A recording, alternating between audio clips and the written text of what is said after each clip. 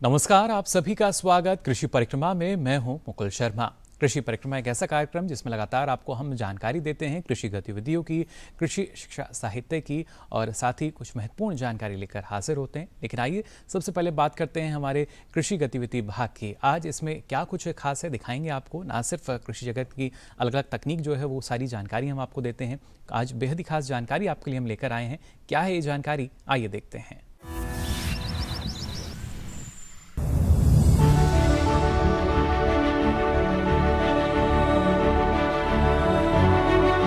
Fertigation अंग्रेजी के दो शब्दों फर्टिलाइजर और इरिगेशन से बना है। यही वजह है कि हिंदी में इसे उर्वरक सिंचाई प्रणाली कहा जाता है। इस विधि में सिंचाई के साथ ही उर्वरक और दूसरे पोषक तत्व दे दिए जाते हैं। टपक और फव्वारा सिंचाई पद्धति इसके लिए सबसे उपयुक्त है। बल्कि अगर ये कहा जाए कि टपक सिंचाई सबसे बेहतर है तो गलत नहीं होगा। टपक सिंचाई में पानी सीधे पौधों की जड़ में जाता है, इसलिए फर्टिगेशन प्रणाली में उर्वरक भी सीधे पौधे की जड़ में जाएंगे।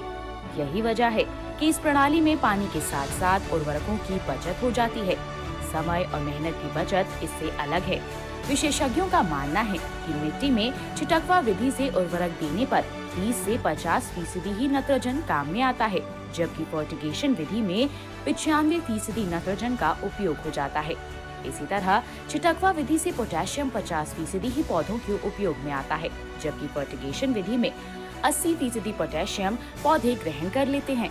छिटकवा से फास्फोरस का सिर्फ 20% ही पौधों तक पहुंच पाता है, जबकि फर्टिगेशन में ये आंकड़ा 45% तक पहुंच जाता है। फर्टिगेशन सिस्टम सब्जी के खेतों और फलों के बागों में ज्यादा उपयोगी है। इस प्रणाली में आपको कुछ खास बातें याद रखना जरूरी है। एक तो उर्वरक पूरी तरह घुलनशील हो, दूसरी फास्फोरस के साथ कैल्शियम और मैग्नीशियम का उपयोग नहीं करना है, तीसरे फर्टिगेशन के बाद प्रणाली में कम से कम 5 से 10 मिनट तक साफ पानी चलाना चाहिए। ऐसा करने से प्रणाली में बचे हुए उर्वरक घुल जाएंगे और पानी के साथ बाहर निकल जाएंगे। और चौथे, सभी घुलनशील पदार्थों का उपयोग फर्टिगेशन में किया जा सकता है, लेकिन नाइट्रोजन और पोटेशियम मुख्य रूप से उपयोग में लाए जाते हैं। फर्टिगेशन सिस्टम से ऊबड़ खाबड़ खेत में सभी पौधों को खाद और पानी समान रूप से मिलते हैं और उर्वरकों की बर्बादी नहीं होती। चूँकि इस विधि में खरपतवारों को उर्वरक नहीं मिल पाता, इसलिए खरपतवार की समस्या भी कम हो जाती है। छिटकवा विधि से रासायनिक उर्वरकों के लगातार उपयोग से सतही जल और भूजल प्रदूषित हो रहे हैं, इसलिए फर्टिगेशन से जल प्रदूषण को कम किया जा सकता है। फर्टिगेशन में पत्तियां और तना सूखे ही रहते हैं, इसलिए बीमारी लगने की संभावना थोड़ी कम हो जाती है। साथ ही मिट्टी का कटना भी कम हो जाता है और उत्पादन में बहुत ज्यादा बढ़ोतरी होती है। लेकिन इस प्रणाली की कुछ कमियां भी हैं। एक तो इसमें शुरुआती लागत बहुत ज्यादा है, क्योंकि इसके लिए आपको टपक सिंचाई प्रणाली लगानी होगी। दूसरी, बहुत ज्यादा देखरेख की जरूरत होती है। और तीसरी, अगर सिंचाई प्रणाली में खराबी आ जाए तो पोषक तत्वों का असंतुलित वितरण होगा। इसकी वजह से पौधों का विकास तो बहुत ज्यादा हो जाएगा, लेकिन उत्पादन कम ही रहेगा।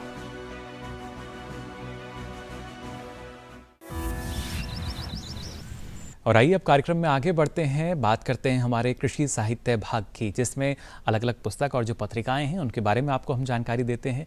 आज जिस पत्रिका के बारे में आपको हम जानकारी देने जा रहे हैं, ये पत्रिका है फल फूल, जो कि भारतीय कृषि अनुसंधान परिषद द्वारा प्रकाशित की जाती है। द्विमासिक की पत्रिका, और इसका जो अभी का अंक है यानी जुलाई अगस्त का जो अंक है, कई ऐसे कृषि कार्य जिनके बारे में इसमें जानकारी दी गई है। लेकिन इस बार की पत्रिका में क्या है खास, जानेंगे उनके प्रधान संपादक से। आपको बता दें हमारे साथ मौजूद हैं भारतीय कृषि अनुसंधान परिषद के हिंदी संपादकीय विभाग के प्रभारी श्री अशोक सिंह जी। अशोक जी, बहुत बहुत स्वागत आपका हमारे कार्यक्रम में। आज हम इस कार्यक्रम में आपको बताने जा रहे हैं फल फूल पत्रिका के बारे में, जो कि एक द्विमासिक पत्रिका है और उसके जो प्रधान संपादक हैं अशोक जी हैं, जो हमारे साथ आज मौजूद भी हैं।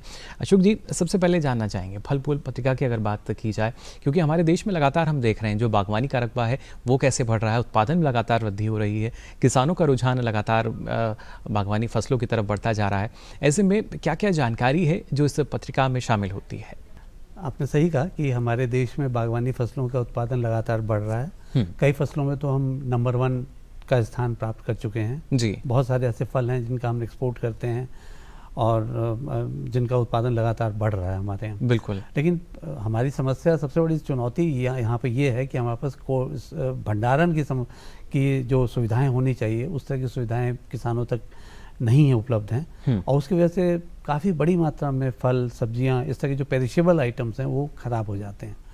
तो हमारी पत्रिका का एक तो उद्देश्य यही है कि कैसे एक तो उत्पादकता बढ़ाएं इन सब फसलों की, नई नई जो किस्में हैं उनके बारे में जानकारी हम लोग देने की कोशिश करते हैं किसानों तक, जो हमारे अनुसंधान संस्थानों में जो वैज्ञानिकों द्वारा विकसित की गई हैं। फिर नई टेक्नोलॉजीज़ होती है कि भाई कम लागत में कैसे आप अधिक उत्पादन कर सकते हैं। फिर मार्केटिंग टेक्निक के बारे में हम लोग बात करते हैं। लेकिन उसके साथ सबसे इसी में एक अहम जो पहलू है जिसकी ओर सरकार भी लगातार ध्यान दे रही है और बाकायदा एक मंत्रालय तक बनाया गया, फूड प्रोसेसिंग मिनिस्ट्री, कि अगर आप ये जो पेरिशेबल आइटम है इनको अगर आप प्रोसेस करके बेचते हो तो ना सिर्फ इससे ज़्यादा आमदनी आपको मिलेगी बल्कि जो खराब जो होने की मात्रा है वो भी काफ़ी कम हो जाएगी। और वो जो प्रोसेस फूड होगा उसका बाजार भारत में तो है ही, लेकिन बाहर के देशों में भी कम नहीं है उसका बाजार। तो इन सब चीज़ों को फोकस करते हुए ये जो मैगजीन है हमारी, ये जो पत्रिका है, वो हम लोग निकालने की कोशिश जी। और इस अंक की अगर हम बात करते हैं, जुलाई अगस्त अंक की अगर बात की जाए, मैं चाहूँगा आप हमारे दर्शकों को भी दिखाएं इस बार का जो अंक है फल फूल पत्रिका का, और क्या कुछ खास जानकारी इस बार के अंक में है। ज़रूर जी। पहले तो ये हमारा जुलाई अंक है जी, और आप जैसा कि देख रहे हैं कि जुलाई महीने में ही हमारा अंक आ जाता है, उससे पहले ही आ जाता है।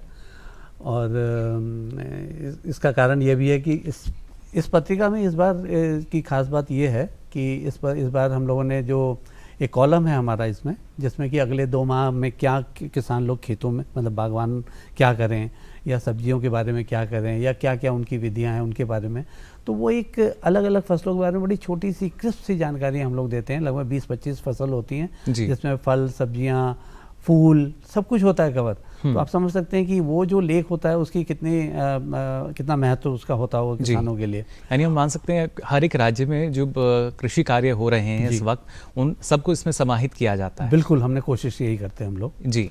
और इस तमाम तरह की फसलों को हम लोग शामिल करते हैं इसीलिए कि जिससे कि जहाँ जैसी भी मतलब किसान की ज़रूरत है उसके हिसाब से उनको कुछ ना कुछ जानकारी जरूर हमसे मिले जी। तो ये एक उसमें एक कॉलम जो है वो उसका पर्पस ही है जी। बाकी जो लेख होते हैं वो लेख बागवानी फसलों के बारे में आमतौर से सारे लेख होते हैं, और जिसमें कि नई किस्मों के बारे में बात हम लोग करते हैं, उनके उगाने के बारे में, या जो पुराने बाग जो कि 20-25 साल से चल रहे हैं जिनमें उत्पादकता कम हो गई है उनको कैसे जीर्णोद्धार करें या कैसे उनके उपज बढ़ाएं, जिनके बारे में आमतौर से किसानों को, बागवानों को पता नहीं होता। वो सोचते हैं कि उसको काट देना चाहिए और नए बाग लगाने चाहिए। तो ऐसी टेक्निक्स विकसित हो चुकी हैं जिनमें पुराने बागों से ही फिर दोबारा नए फलन, नया फसल आपको मिल सकता है बिना दोबारा निवेश किए हुए। ये खास बात है ये बिल्कुल, ये काफ़ी महत्वपूर्ण। देखिए, जो आप लगातार हम बात करते हैं कि आप कैसे अपने मुनाफे को बढ़ा सकते हैं, लागत कम कर सकते हैं, लेकिन इस पत्रिका में एक खास बात, और अशोक जी आपसे मैं जानना चाहूँगा, अगर जिसकी विषय सूची है वहाँ हम देखते हैं जो फसलें हैं उनके साथ साथ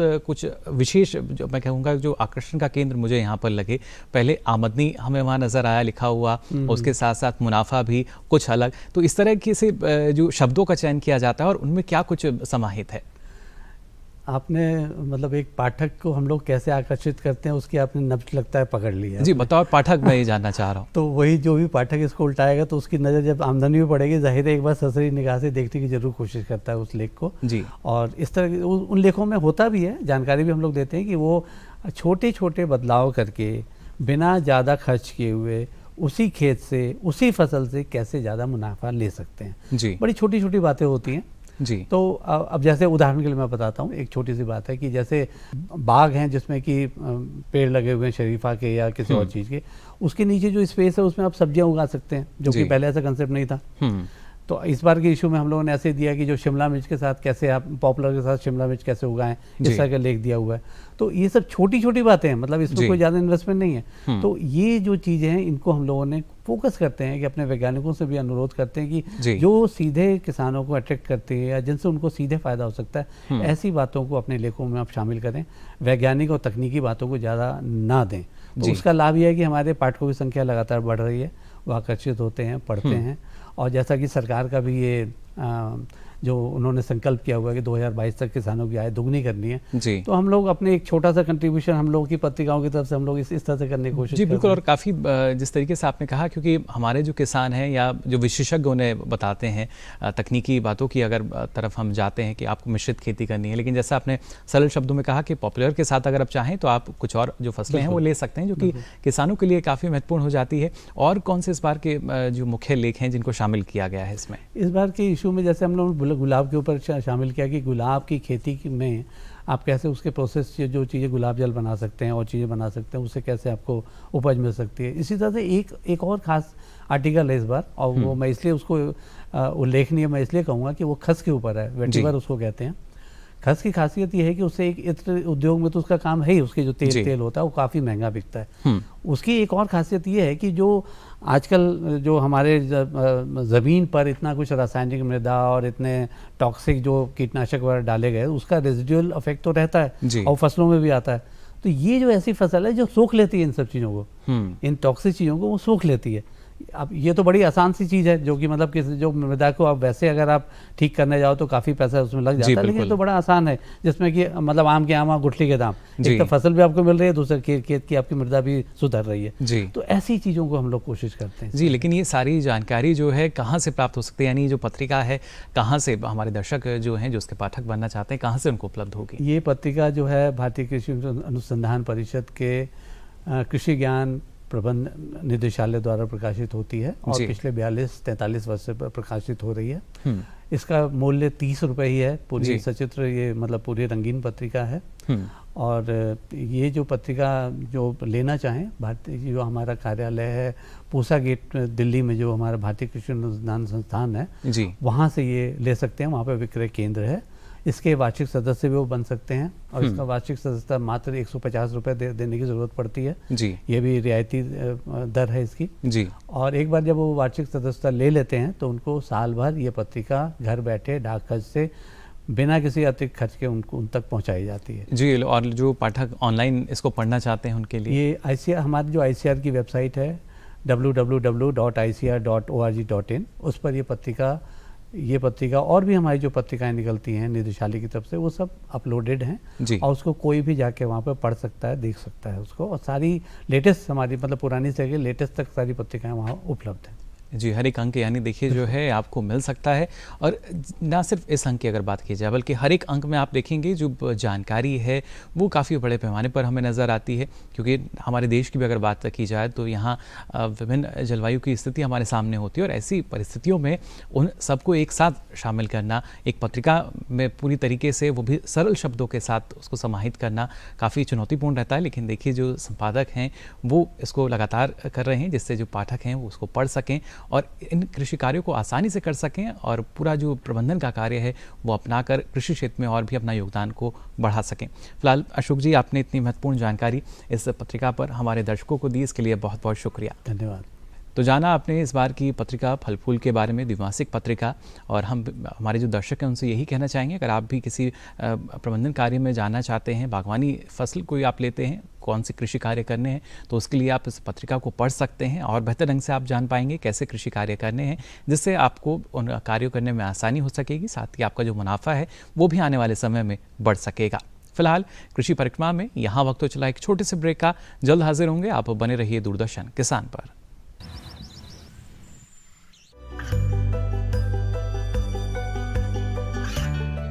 गांवों और पिछड़े क्षेत्रों में सरकारी योजनाओं की जानकारी पहुंचा।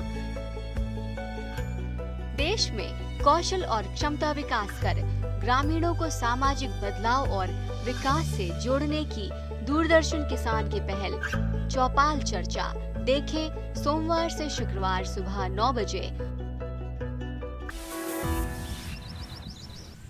ब्रेक के बाद आप सभी का एक बार फिर स्वागत कृषि परिक्रमा में। अब आइए बात करते हैं कृषि शिक्षा की। डॉक्टर नागर, आपका बहुत बहुत स्वागत है हमारे कार्यक्रम कृषि परिक्रमा में। सबसे पहले तो डॉक्टर नागर मैं आपसे पूछना चाहूंगी कि कॉम्पिटेंट फैकल्टी जो है वो किस तरह से जो है वो प्रोवाइड करते हैं? देखिए, कॉम्पिटेंट फैकल्टी के लिए उसकी सतत ट्रेनिंग होना बहुत ज़रूरी है। आपने एमएससी पीएचडी कर लिया, लेकिन आप देखेंगे कि उसके बाद में भी जो परिदृश्य वो लगातार बदलता रहता है खेती बाड़ी का, तो इसलिए उससे के मुतालिक जो ट्रेनिंग है वो बहुत ज़रूरी है।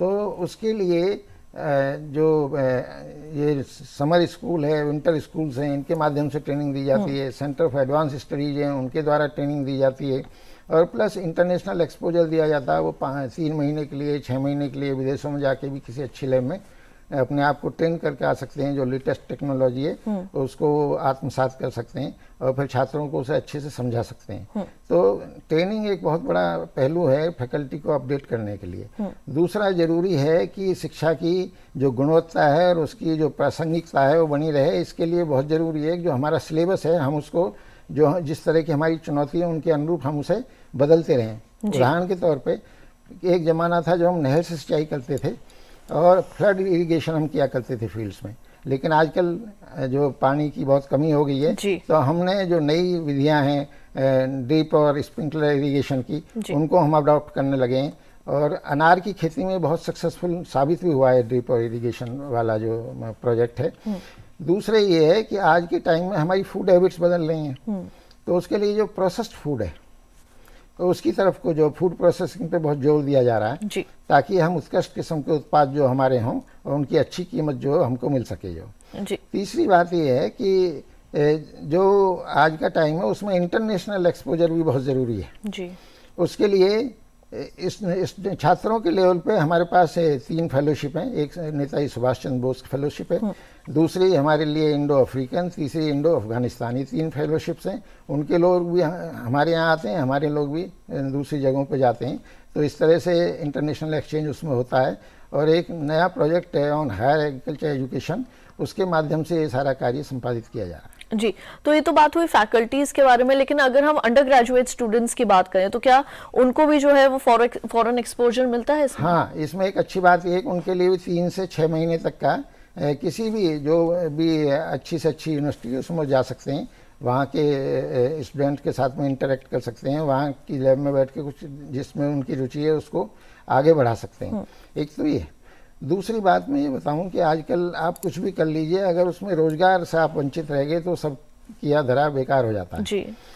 तो हमारे यहाँ यूजी लेवल पे भी रोजगार हैं, जैसे कि आपकी फर्टिलाइज़र कंपनीज हैं, आपकी सीड कंपनीज हैं, आपकी फर्टिलाइज़र पेस्टिसाइड इंसेक्टिसाइड्स की कंपनीज हैं, बैंक्स हैं, प्लस जो गवर्नमेंट के डिपार्टमेंट्स हैं इनमें बीएससी वालों की खपत है। दूसरा जो हायर एजुकेशन ले लेते हैं, एमएससी कर लेते हैं, पीएचडी कर लेते हैं, तो पीएचडी वालों के लिए तो अब एआरएस में मिनिमम क्वालिफिकेशन ही पीएचडी हो गया। तो जो साइंटिस्ट हैं वो उसमें लाइन में जा सकते हैं, एसआरबी का जो एआरएस का इम्तिहान है उसको पास करके। और जो दूसरा है यूनिवर्सिटीज़ में उसमें असिस्टेंट प्रोफेसर वगैरह वो लग सकते हैं। तो हर दिशा में हर स्टेज पे उनको जॉब की सहूलियत है। वो एक कृषि ऐसा क्षेत्र है जो कि सदाबहार है इस मामले में, और उसमें जॉब की कोई किल्लत कहीं भी नहीं है। बिल्कुल, तो फैकल्टीज के लिए भी जो है वो कॉम्पिटेंट डेवलपमेंट के लिए जो है वो कार्य किए जा रहे हैं, और साथ ही जो हमारे अंडर ग्रेजुएट स्टूडेंट्स हैं उनको भी फॉरेन एक्सपोजर के साथ साथ जो जॉब अपॉर्चुनिटीज हैं वो भी प्रोवाइड की जाती है। इतना ही नहीं, हमारे जो लोग रिटायर हो जाते हैं और कॉम्पिटेंट टीचर्स हैं उनको हम as emeritus professor, emeritus scientist ऐसे करके रिटेन कर लेते हैं, और वो उनका मार्गदर्शन जो हमारे जो छात्र हैं उनके लिए उपलब्ध रहता है। बिल्कुल, क्योंकि उनका जो एक्सपीरियंस है इस फील्ड के अंदर वो जो छात्र हैं उनके लिए काफी जो है वो लाभदायक साबित होता है। तो डॉक्टर राजबीर, आपने इतना समय दिया अपना और इतनी अहम जानकारियां जो है वो आपने दी इस विषय के संबंध में, उसके लिए आपका बहुत बहुत धन्यवाद। धन्यवाद ज्योत्सना। तो आज कार्यक्रम में अभी तक आपने जानकारी ली ना सिर्फ कृषि साहित्य, कृषि शिक्षा और कृषि गतिविधियों के बारे में भी। अब बढ़ते हैं हमारे अगले भाग की तरफ जो है सांस्कृतिक, जिसमें आपको झलक हम दिखाते हैं संस्कृति की। आज क्या है इसमें खास, आइए देखते हैं।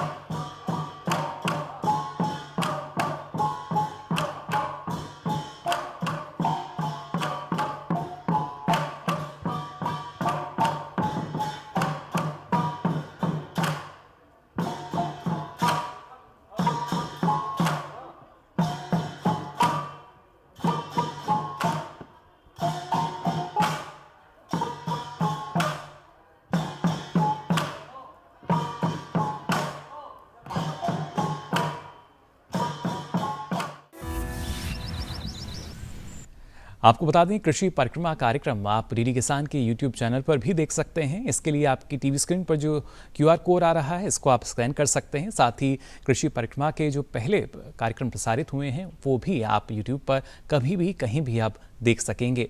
हम उम्मीद करते हैं आज की जानकारी से आप काफ़ी लाभान्वित हुए होंगे। नई नई जानकारी लेकर फिर होंगे हाजिर। फिलहाल के लिए दीजिए इजाज़त। नमस्कार।